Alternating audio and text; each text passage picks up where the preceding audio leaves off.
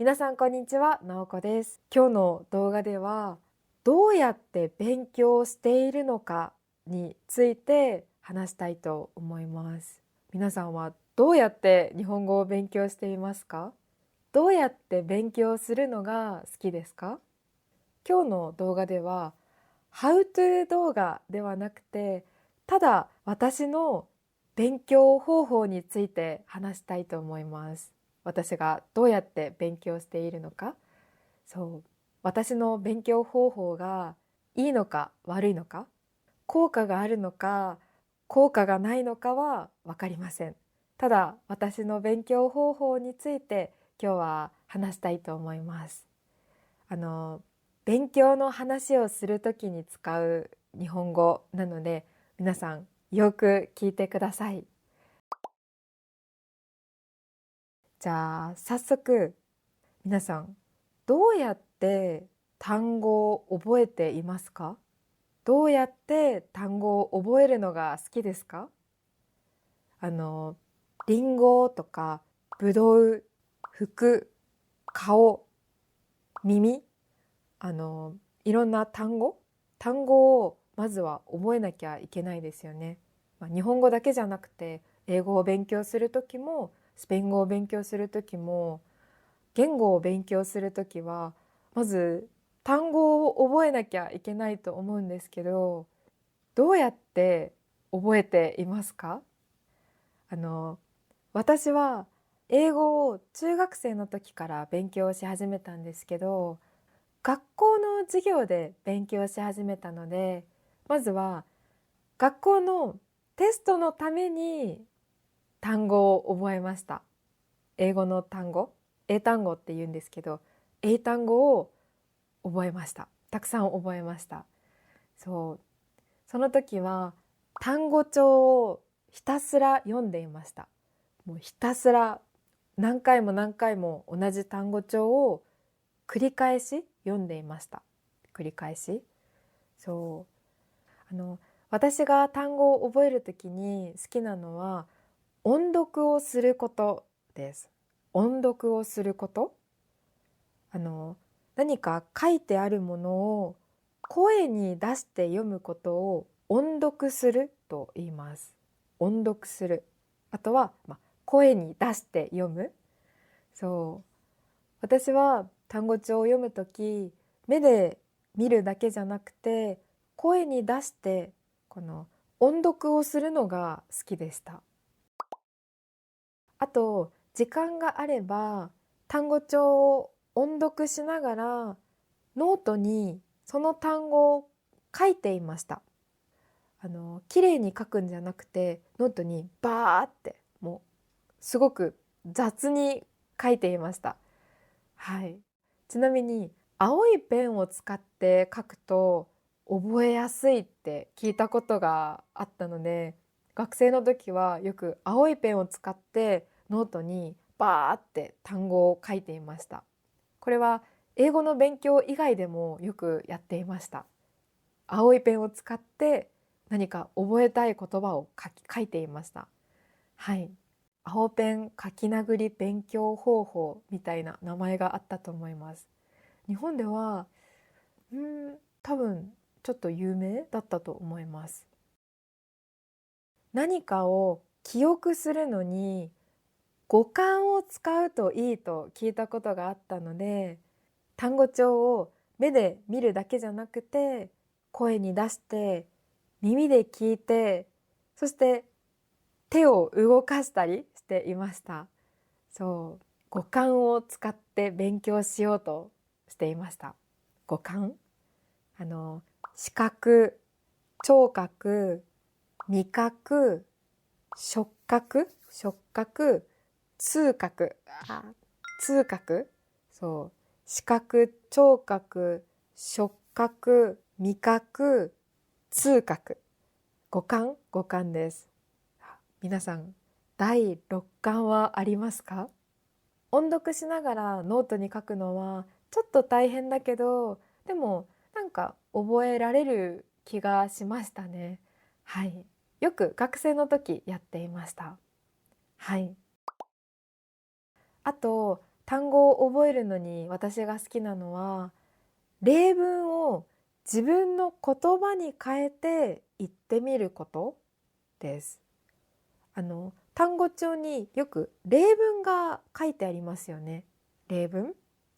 この例文を自分の言葉に変えて言います。例えば、じゃあ日本語の単語帳に洗うっていう単語が書かれています。洗う。そして例文にご飯を食べた後お皿を洗いましたという例文が書かれているとします。そしたらその例文をちょっと変えてみます。例えば、朝ごはんを食べた後私はお皿を洗いましたとか、あと昨日の夜ご飯を食べた後私の父がお皿を洗いましたとか、ご飯を食べた後いつも私の母がお皿を洗います。でも今日は私がお皿を洗いますとか、そう、なんかちょっとだけ例文を変えてみるのが好きです。例文をただ読むだけじゃなくて、少し自分の言葉に変えて読むと、もっと頭の中でその単語を使うシチュエーションをイメージできると思います。はい、結構これは好きですね。好きな方法です。はい。あとはこれちょっと変だと思うんですけど、何か単語を読んだ時とか、何か新しいことを学んだ時に大きなリアクションをするのも好きです。オーバーリアクションをします。そう。例えば英語を勉強している時、ハッピー、アンハッピー、フェア、アンフェア、ノーン、アンノーン。このアンっていう言葉、アンっていうものを勉強した時、私は、あ、単語の前にアンをつけるとネガティブな意味になるんだ。すごい面白いって。そう、ちょっとこれ本当に変だと思うんですけど、あの大きなリアクションをします。はい。あと例えば幸せっていう単語を覚えたいとき、幸せってハッピー、ポジティブな意味ですよね。だから幸せそうにポジティブにその言葉を言います。例えば幸せじゃなくて幸せ、おー幸せ、みたいな。そう。あとは例えばじゃあ痛い、痛い、この言葉を覚える時も痛いじゃなくて痛い、痛いって言います。そう。これは本当に一人で家の中に一人でいる時しかできない方法なんですけど、あの大きなリアクションをしたり自分の気持ちを作って読むと、頭に入る気がします。その言葉が頭に入る気がします。はい。効果があるかないかわからないですけど、私はたまにこういう覚え方をします。はい。でも確かに記憶と感情って大きなつながりがあるみたいです。つながり、コネクション、関係があるみたいです。だから本当にいい方法かもしれません。はい。皆さんは単語をどうやって覚えますか？どうやって覚えるのが好きですか？あと、日本語の場合、どうやって覚えるのがいいと思いますか？どうやって覚えるのが効果的だと思いますか？効果がある勉強方法があれば、ぜひ教えてください。皆さんがコメントに書いてくれたら、それをいつか皆さんにシェアしたいと思います。じゃあ次。皆さんは映画とかドラマを見て日本語を勉強しますか？映画とかドラマを見て勉強するのは好きですか？日本語だけじゃなくて英語とか他の言語でもいいんですけど、映画とかドラマを見て勉強するのは好きですか？私は好きです。たまに英語の勉強のために英語のシチュエーションコメディを見ます。フレンズとかモダンファミリーとか本当に大好きです。特にシチュエーションコメディは日常生活で使われる英語のフレーズを何回も何回も聞けるので好きです。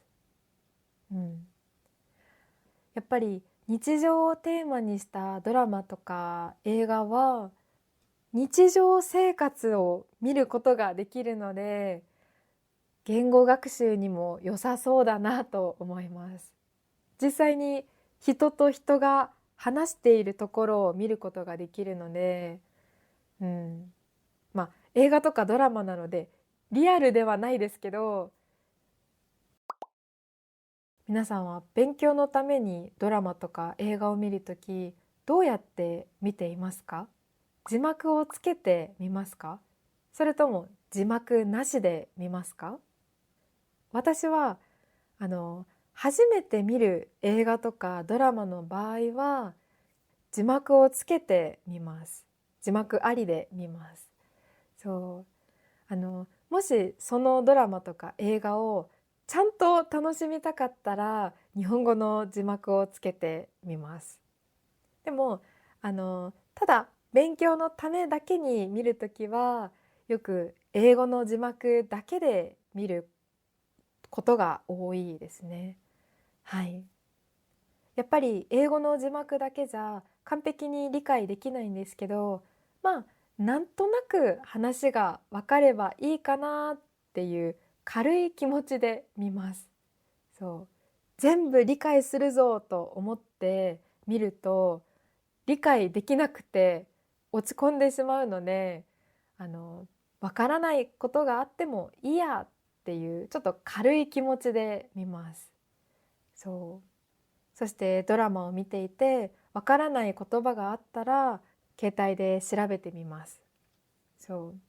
でも毎回毎回調べていたらもう話が進まないので、何回も出てくるわからない言葉とか、あとなんか大事そうだなと思った言葉だけ携帯で調べます。あと同じドラマ同じ映画をもう一度見るとき2回目とか3回目は字幕なしでたまに見ます。